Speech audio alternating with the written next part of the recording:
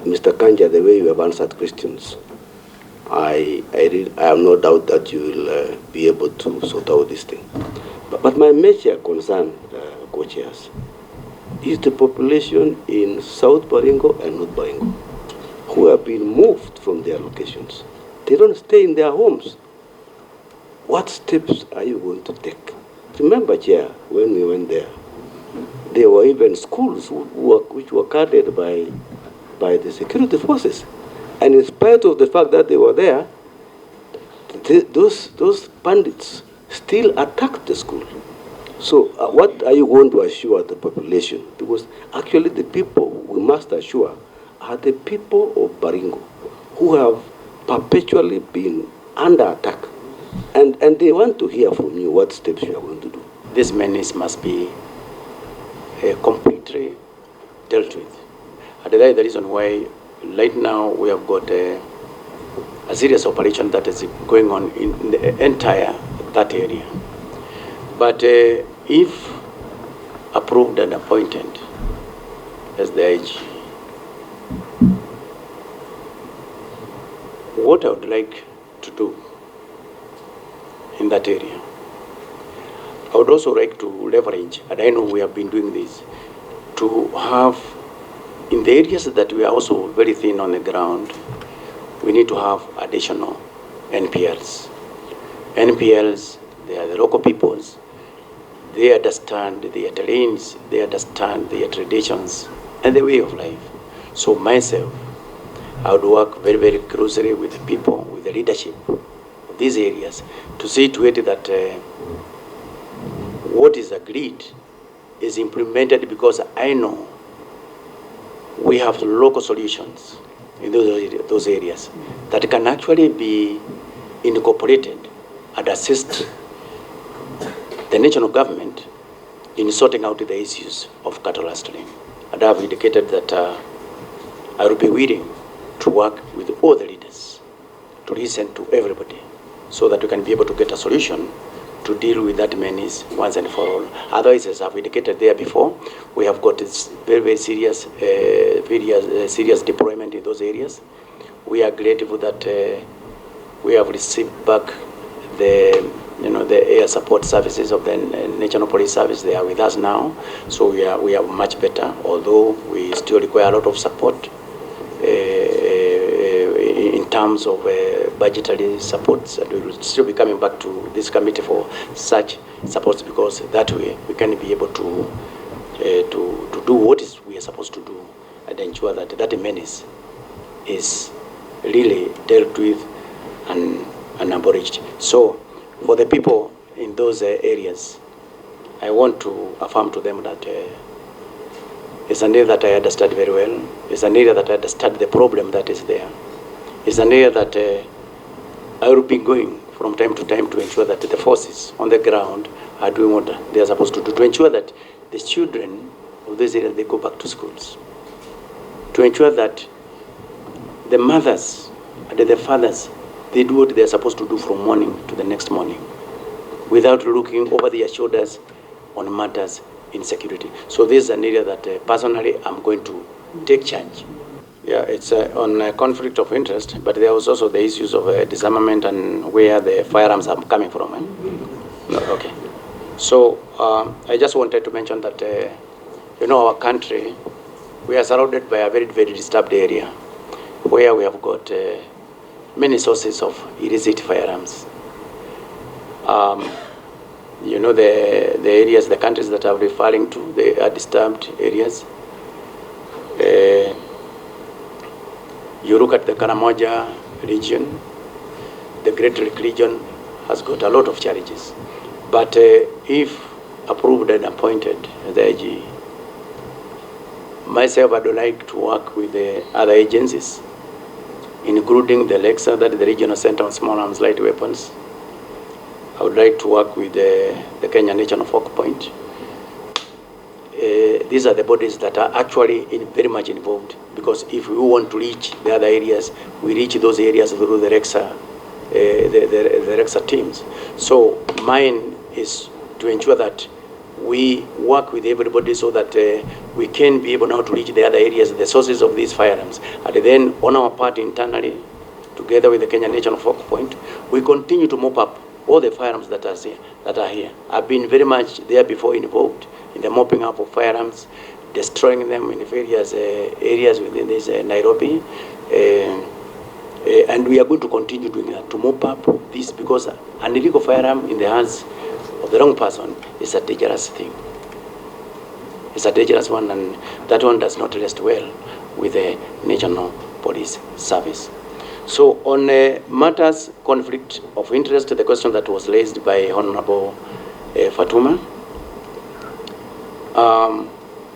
it is true. The National Police Service has had serious issues on matters conflict of interests. When I was the DEIG, Kenya Police Service, not many officers, because they are internal mechanisms that are provided, especially by the service starting under the Police Act, on how to deal with these issues.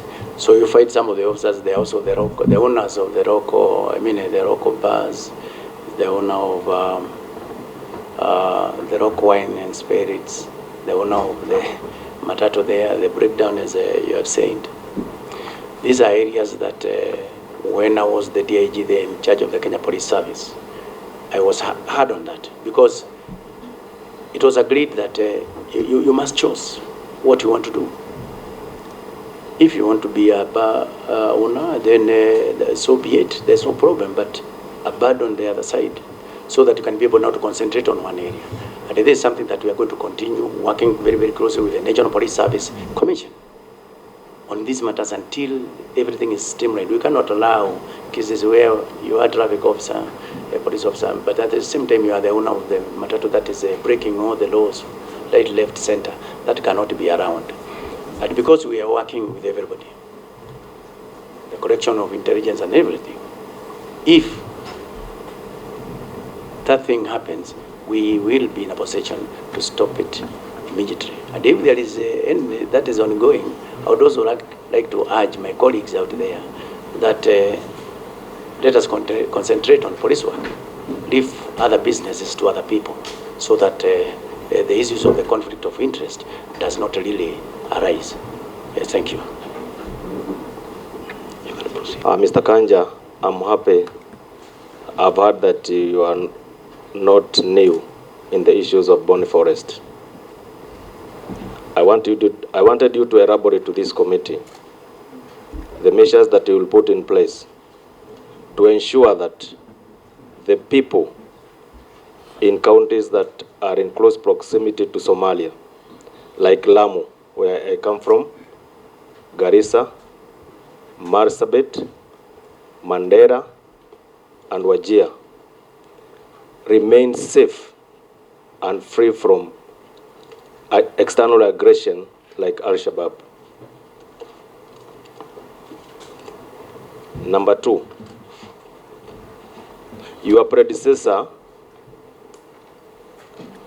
had some issues with the Kenya National Police Service on issues of transfers and promotions. How are you going? What are you going to do to make sure that these challenges are resolved? Chair, all of us are familiar and aware of the Shakahola massacre, where close to 450 bodies were exhumed.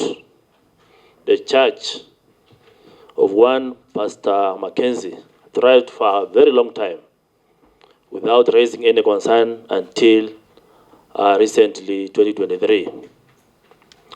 While there are structured local administration and security agencies, and in the recent past, 30 severely mutilated decomposing bodies of female persons were recently found in Kuru and Jaga slums in Nairobi. Now, my question is, what's your take on the coordination mechanisms between the Kenya Police, DCI, and National Intelligence Service Number two, what are the challenges and gaps in the acquisition and utilization of intelligence for the purpose of dealing with criminal activities? And number three, during the Shakahola, when this issue came up, the Senate had a committee visited this particular area and came with a report. We want to find out the recommendation of the Senate, what has been done, or if you are approved by this committee and by extension by Parliament, what will you be able to do? Number four, if given a chance to be the Inspector General, what deterrent measures will you put in place to ensure that similar atrocities do not occur in the near future? Number two of the question I said, this is a supplementary question to a question somebody asked about ASAL areas and banditry. ASAL and border areas are actually chronically and critically understaffed in terms of the presence of police service. And I think this is not by default, it's by design. And I wanted to ask, because majority of these areas lack police presence or security presences.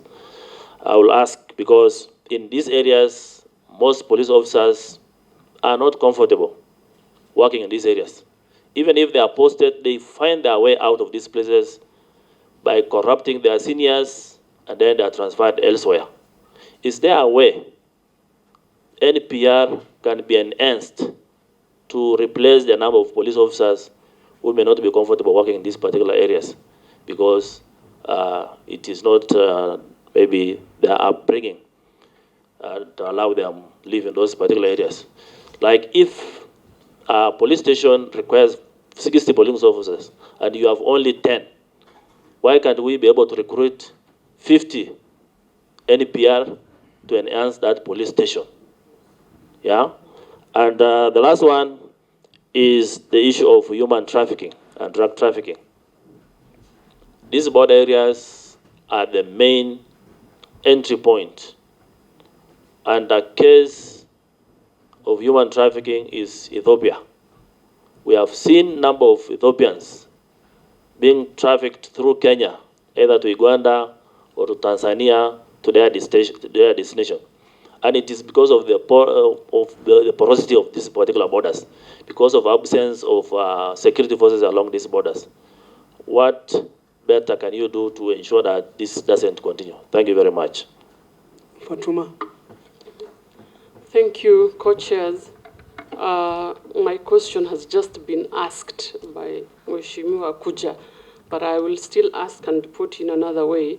Mr. Nominee, I want to start with the drugs trafficking in the area of Ethiopia and Kenya.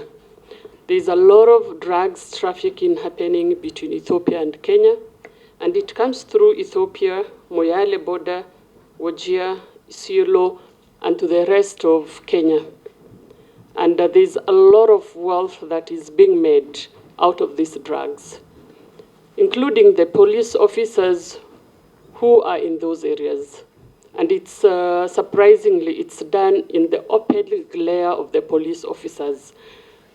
And I'm told they don't like leaving those areas because of the wealth they make, Mr.